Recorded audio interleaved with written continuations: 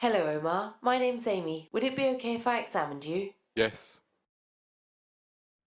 On general inspection, note the patient's demeanour, their body mass, any chest deformity or scar, and whether they are confused or distressed. Also pay attention to any extra equipment, such as oxygen support or inhalers. Measure the radial pulse, and whilst in the same position, assess respiratory rate and pattern. Note any unusual effort or noise in breathing, such as stridor. Also check the patient's blood pressure. Could I have a look at your hands? Look in the hands for tobacco staining, peripheral cyanosis, and finger clubbing. This is most commonly associated with lung malignancy, fibrosis, or chronic infection. There are 4 features: loss of nail bed angle, which should be assessed by looking across the nail and nail bed; increased nail bed fluctuation, which should be assessed with the thumbs on the pulp of the finger and the index fingers trying to move the nail in its bed. There is also increased bulk of soft tissue over the terminal phalanges and increased nail curvature in later stages. Hypertrophic pulmonary osteoarthropathy includes finger clubbing. Is this sore? No. And also painful swelling of the wrists and ankles. Check for tremor in the hands. Could you hold your hands out for me? Bend your wrist back. Watch for a few seconds. A coarse, flapping tremor is seen with severe ventilatory failure and carbon dioxide retention. Look at the neck for accessory muscle use and the JVP. Could you open your mouth for me? Look under the tongue for central cyanosis. Thank you. I'm going to gently feel the front of your neck. It may be a little uncomfortable. Palpate the trachea to detect the cricosternal distance and any lateral shift. Please could you take a deep breath in? Also feel for tracheal tug, which may be found in severe hyperinflation. Use your hands to detect chest expansion, which should be symmetrical. Please can you take a deep breath in?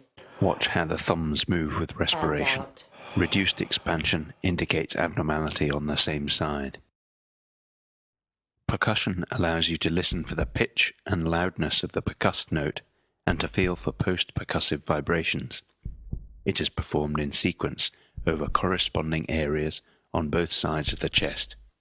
Place the palm of your left hand on the chest with your middle finger slightly separated.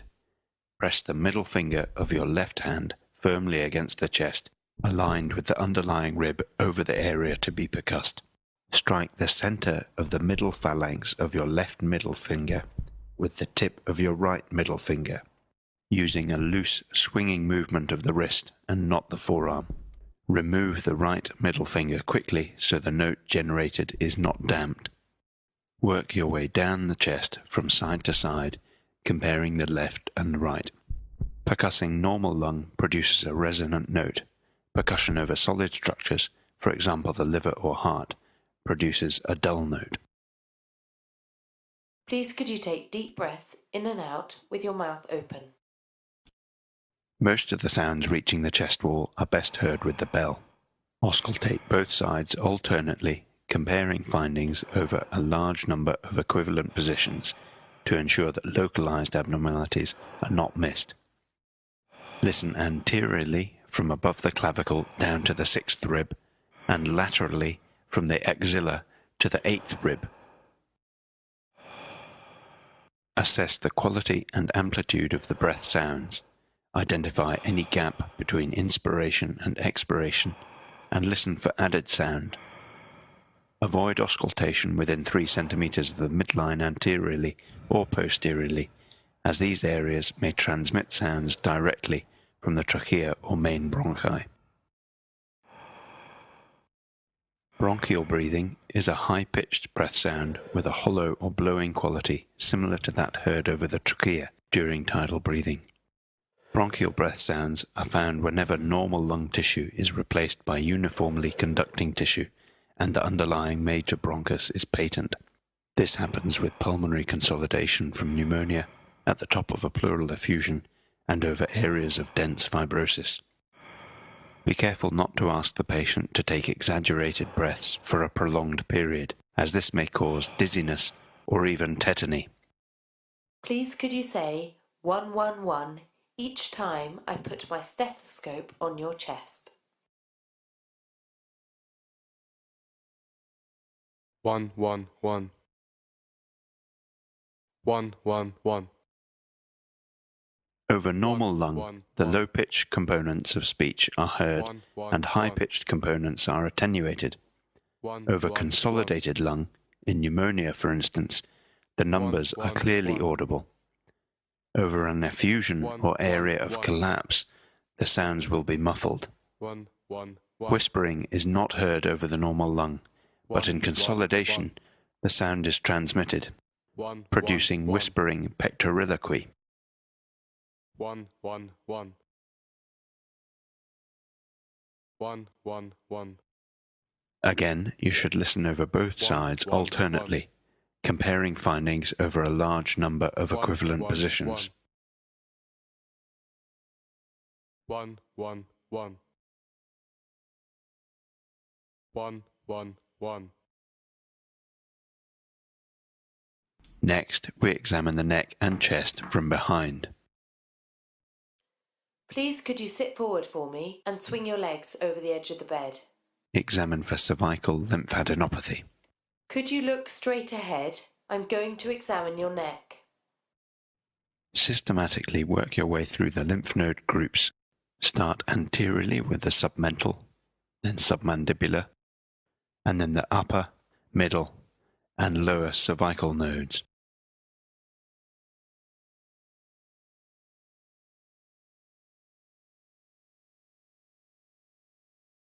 Also feel the groups in the posterior triangle, along the border of the trapezius muscle, and in the supraclavicular fossa.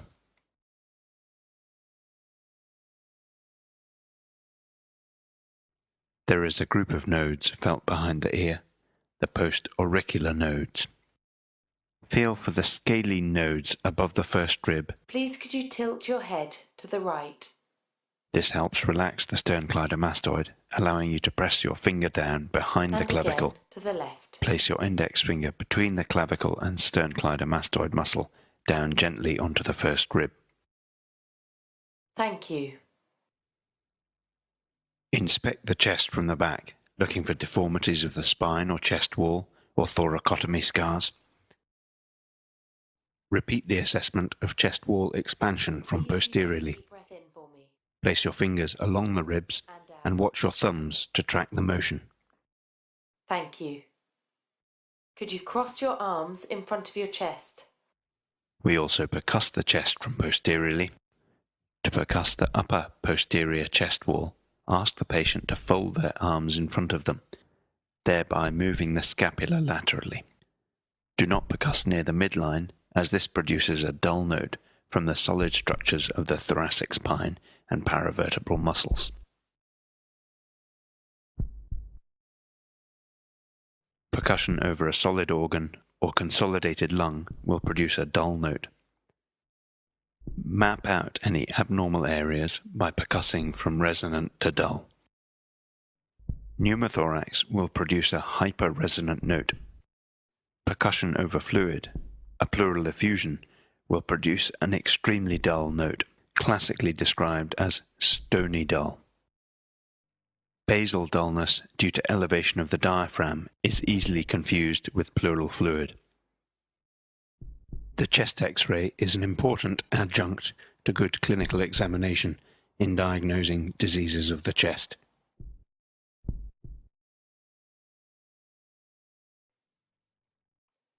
Please could you take deep breaths with your mouth open?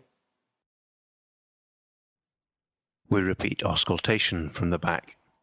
Again, compare left with right and listen at a good number of positions to make sure that you don't miss a localized abnormality. As well as breath sounds, you may hear added sounds. The most common types are crackles, wheeze, and rubs. Crackles are interrupted, non-musical sounds, and they can result from a number of different pathologies. Concentrate on when in the respiratory cycle they occur, and their character, whether fine, medium, or coarse. Sometimes added sounds can be due to bubbling in secretions in the larger airways. If you suspect this is the case, take your stethoscope off the chest and ask the patient to cough. Crackles which are due to disease affecting the bronchioles or alveoli will not be affected. Wheeze has a musical quality and implies airway narrowing, commonly heard in asthma and chronic obstructive pulmonary disease. You should time it in relation to the respiratory cycle. Wheeze tends to be louder on expiration. This is in contrast to stridor, which is heard in inspiration only. You may hear wheeze on inspiration, and this implies severe airway narrowing. However, the degree of the wheeze is not useful in determining how severe the airway obstruction is. In the most severe bronchospasm, the chest may be silent. Measuring the peak expiratory flow rate is an easy bedside test, and now an important part in the assessment of asthma. Each time I put my stethoscope on your chest, please could you say 111?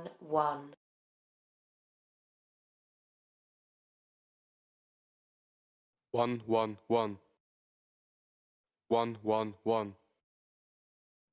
We have already discussed how increased vocal resonance can demonstrate sound transmission through consolidated lung.